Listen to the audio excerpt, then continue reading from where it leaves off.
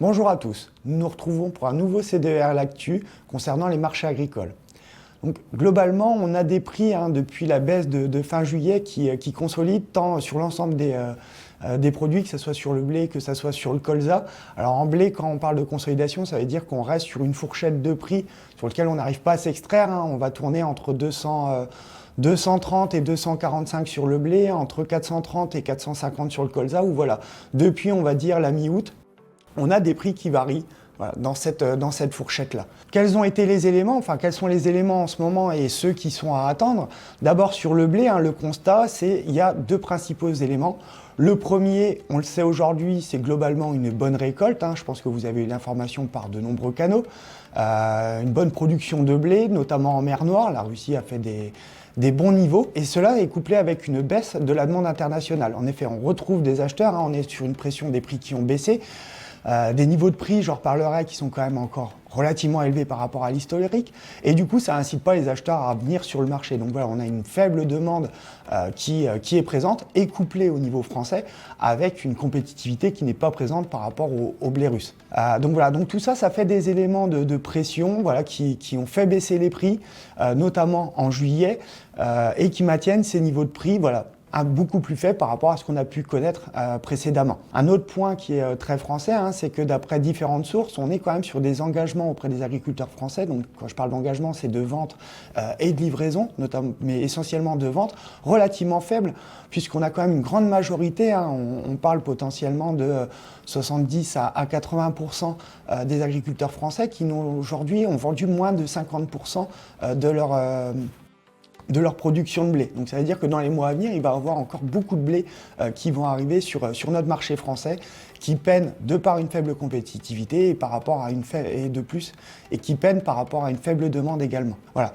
Donc je parlais des niveaux de prix, voilà, c'est pour pouvoir prendre aussi un peu de niveau de recul, parce que c'est vrai que les charges sont élevées. Donc en termes de résultats, on vous l'a présenté dans le webinaire à la fin août, on repart sur des résultats qui vont rester corrects pour 2023, très hétérogènes en fonction des situations, mais en tout cas, on va revenir sur un niveau moyen, loin des excellents résultats qu'on a pu avoir sur 2022. Par contre, si on se regarde juste en prix, on est sur des niveaux de 240-245 € tonnes, que ce soit sur un 2023 ou sur un 2024.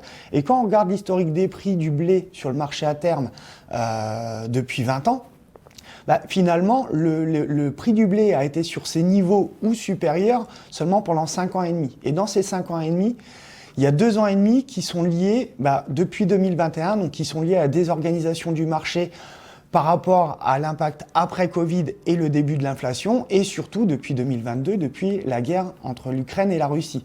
Donc là, ça veut dire que si on prend sur 20 ans, les prix ont été sur un niveau de 240 ou supérieur seulement 15% du temps. Et bien sûr, les prix mondiaux n'ont rien à voir avec le niveau de charge que vous engagez pour pouvoir produire votre récolte. Donc voilà, c'est un point de vigilance quand même qui a gardé dans ce contexte où on a quand même pas mal de disponibilité. Donc tant sur la 2023 que sur la 2024. Et dans ce contexte, on en parle déjà depuis plusieurs mois, voire un an ou deux.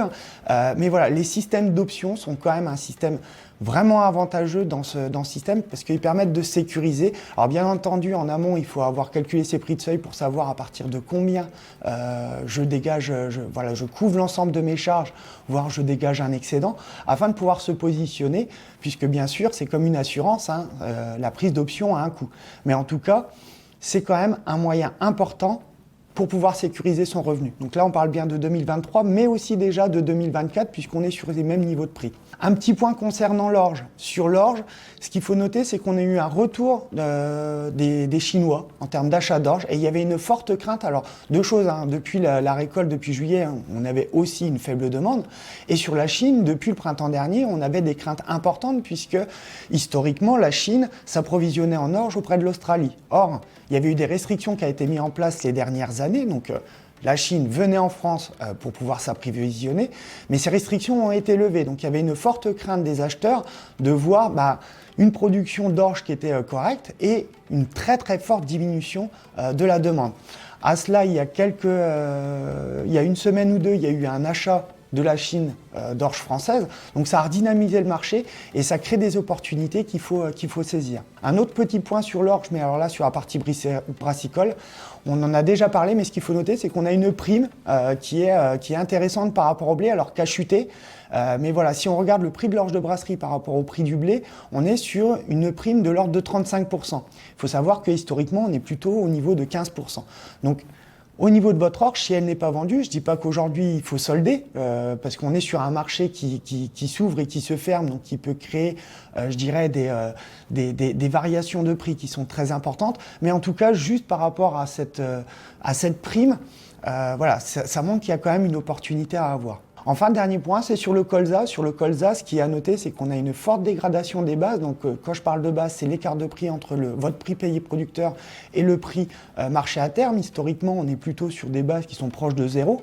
Là, on peut avoir des écarts de l'ordre de 10, voire 15, voire 20 eurotonnes.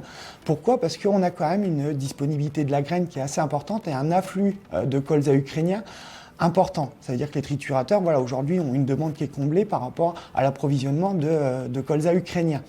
À cela, il faut ajouter qu'on a une récolte canadienne alors qui est meilleure qu'anticipée. Il n'y a pas trop d'inquiétude sur la récolte de colza en Australie. Donc ça veut dire qu'on va avoir un marché dans l'année qui va continuer à être approvisionné de manière continue et sans avoir de problème, je dirais, pour avoir des disponibilités. Donc ça, c'est plutôt un élément, je dirais, qui appuie sur les cours. On a ce seuil support de 420 qui est très fortement regardé par les opérateurs. Là, on est sur cette fourchette 430-450. Après, on peut quand même avoir des rebonds, des opportunités, mais qu'il faudra saisir.